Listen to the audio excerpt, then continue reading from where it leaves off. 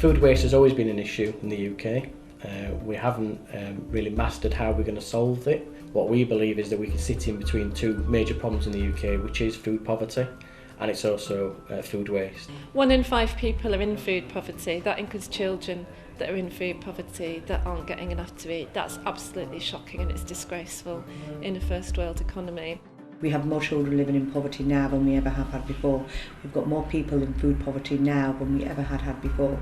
So that's not acceptable, that's not indicative of an economy that's the 6th largest in the world. So let's be clear about that. For us, it's just not logical. I mean, we feed people every day, and to think that in this country there are so many people going without food for no reason whatsoever. The level of food waste in the UK being so high is truly shocking. The system itself is faulty. It's not just a supermarket or a whole host of supermarkets that are getting it wrong. We have developed a culture whereby we expect everything to be dated and wrapped and perfect, which is not how our parents are brought up. But we're so almost conditioned now to having what we want when we want it, and it just isn't sustainable either environmentally or economically or humanely. With almost 7 million tonnes of food waste annually, which obviously is a huge amount, and I think that equates to about £12.5 billion in food waste. I think we find food so disposable because a loaf of bread's so cheap, eggs are so cheap, and we don't think about the fact that a chicken's had to lay that egg and you know where it's come from. So I think our food's too cheap, to be honest. But then obviously there are people that can't afford it at all. Love Food Hate Waste is all about helping people in this country, and we're really concerned because there is a growing issue around making the best of the food that we produce, not only in this country but in the world. People are starving, we're using valuable energy and resources to produce food that we don't eat. Food that's grown or produced should be used for what it was intended for, which is to feed people. So currently FareShare UK are rescuing roughly about 8,000 tonnes per year of food. In Yorkshire here alone we take about 600 tonnes per year.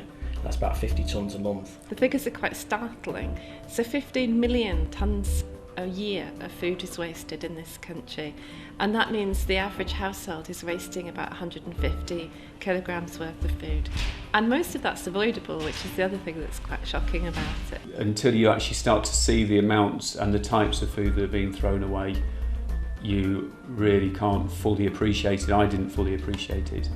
I was shocked the most when I took a whole load of potatoes into our house that were going to be thrown away simply because the bags were ripped. Parameters that the supplier put in place for the products, they believe that they should be a certain size, shape and colour, and they should be a conformity and uniform. Farmers are being told, we don't want this 50 tonnes of carrots for no reason other than they don't all look the same size. There's nothing wrong with them, they just don't look like we expect them to do. And I think we have to move that mindset away to not expect that everything is perfect and standard.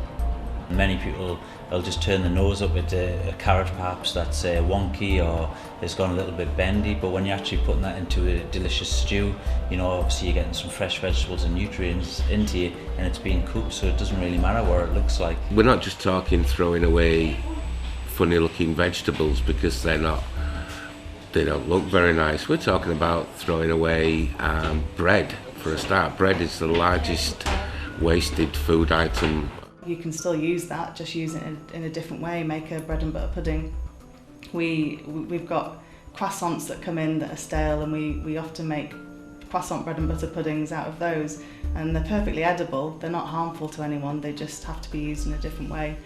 So part of the training that we do is about raising awareness of food waste in the home, encouraging people to realise that they do actually waste food, but then giving them hints and tips to help them change their behaviour. The council's part of the Love Food Hate Waste campaign, and that aims to teach individuals ways that they can personally waste less food. So it's things like using your fridge and freezer better, planning meals properly, using leftovers. And the government really could make it clearer what sell-by dates mean. So best before doesn't mean food has to be thrown away at that point, but lots of people don't know that. Never believe the best before. Always learn to trust your own senses and your own sense. Your nose can tell you an awful lot and your eyes can tell you an awful lot. And common sense says, yes, that's fine. That corrects two problems. One, we don't have too much waste in our own fridges, but also the supermarkets don't oversupply themselves with food that people don't actually end up eating. So it's not about your individual wastage. It's not about, okay, well, it's okay, I bought it so I can do what I want with it, kind of.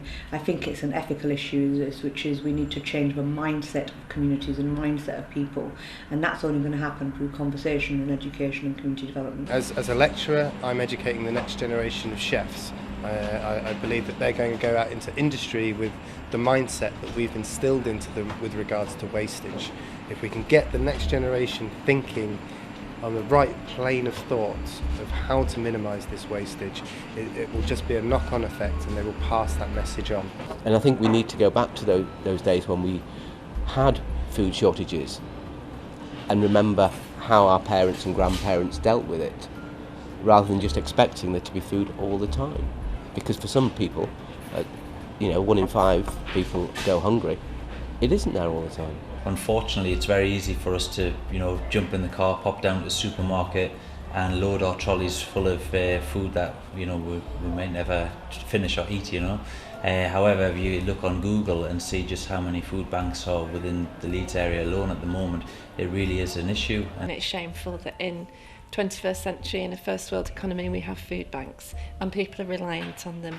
A lot of people who use food banks are working, but a lot of poverty in Britain is people that are working, families where adults in the household are working. Most cases people are going because of changes to benefits, reduction in benefits. In some cases people are being sanctioned for benefits when they shouldn't have been. It's not a great British value. So I feel pretty angry that being such a large economy, we have food banks, we have people living in food poverty. I think it's unacceptable. It angers me. It's not something that is acceptable in this day and age. We said we'd be reducing food poverty, we'd reduce children living in poverty, and if we have food poverty, then that has a knock-on effect on people's abilities for learning, employment, all of the rest of it. So we really need to get rid of it. And perhaps help those people get back on the feet, feed people, and use the food for the purpose as well. So get people back into training and back into work. So in the long term, people can start to help themselves as well. Training people who can then pass messages on to other members of the public, to give them the confidence and the skills to pass on to other people, so they'll start to think about actually what they could do in their community or what they could do in the workplace to pass messages on. I think that we need to be educating more in the communities and in schools from the beginning. Children should be learning those cooking skills and learning where their food goes to when it's wasted, learning what happens to the food when it goes to landfill and the harmful gases that go into the environment.